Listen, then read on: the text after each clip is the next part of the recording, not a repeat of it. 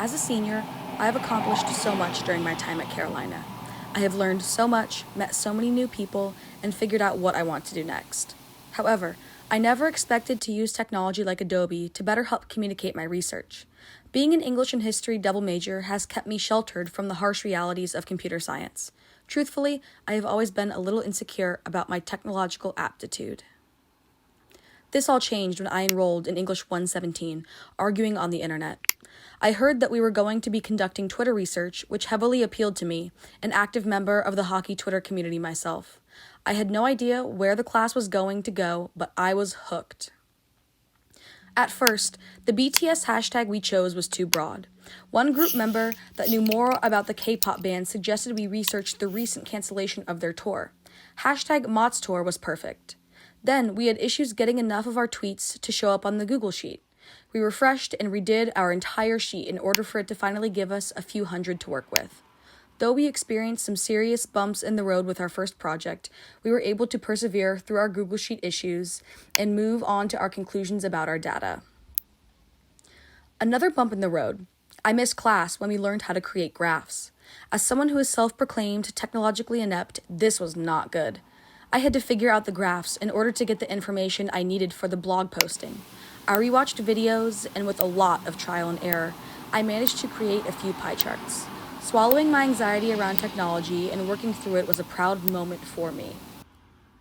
The last noteworthy aspect of this project was understanding the format of the assignment. As someone who had just spent a summer writing for a blog for a nonprofit in Atlanta, Georgia, I was feeling pretty confident in my skills. However, I had never integrated something so research-based into my blogs, and finding the balance scared me. I didn't let this spiral into procrastination, however. I emailed Professor Anderson for clarification and got to work after deciding on a research report with a casual tone. Was that the perfect format? Probably not, but it felt like the perfect stepping stones for later revisions. This project taught me that technology is not as scary as I once thought. Even if you aren't the expert, having people around you to jumpstart your problem solving is imperative. I realized that a quick tutorial can solve a world of hurt, and once the issue is solved, you never have to deal with it again. Also, I learned that my past experience in writing helps inform my style for the future. I also realized how much fun group projects can be in comparison to high school. Everyone actually pulls their weight, and the camaraderie of all working on a project together beats feeling overwhelmed for sure. I had a completely different experience with my audio essay. At first, I was admittedly very confused about the purpose of the audio essay and what we could write about.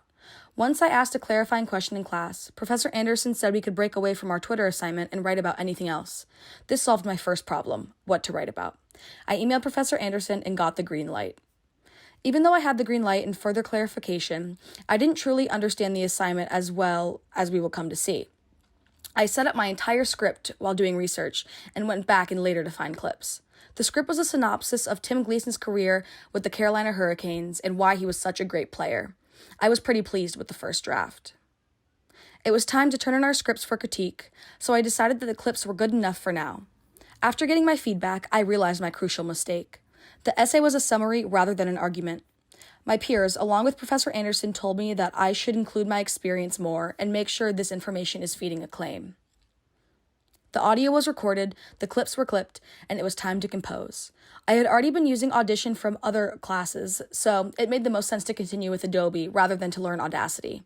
As I was placing my clips into the multi-track player, a warning popped up. You can only use one video clip per session. Would you like to replace the previous or continue? At first, I hit continue, thinking it wouldn't be an issue, and just as I placed a few more clips, the entire app crashed, and I lost all of my work. After problem solving and consulting my dad, I realized I needed to convert my video clips from Snagit into audio to comply with the parameters. I watched a tutorial online and got to work converting. At first, I panicked and wanted to give up after losing my work, but the quick fix and perseverance allowed me to finish everything that night. And now I know how to convert video to audio. I learned a lot about Audition through this project, such as the razor tool, placing multiple clips on the same track, and fixing the volume. After the audio conversion, everything went off without a hitch. Overall, this project was a true joy to work on. The research was fun, and finding clips felt like a treasure hunt. It also showed me how important peer revision is. I learned how to persevere through hiccups so that they don't become huge mental hurdles. Most importantly, I mastered more of Audition and realized how much worse this essay would be if it was strictly written. The passion in my voice, mixed with the variety of clips, immerses the audience into the career of Tim Gleason in a way that reading could not. I will definitely continue to explore the ways in which writing can not only be communicated, but enhanced with the help of technology.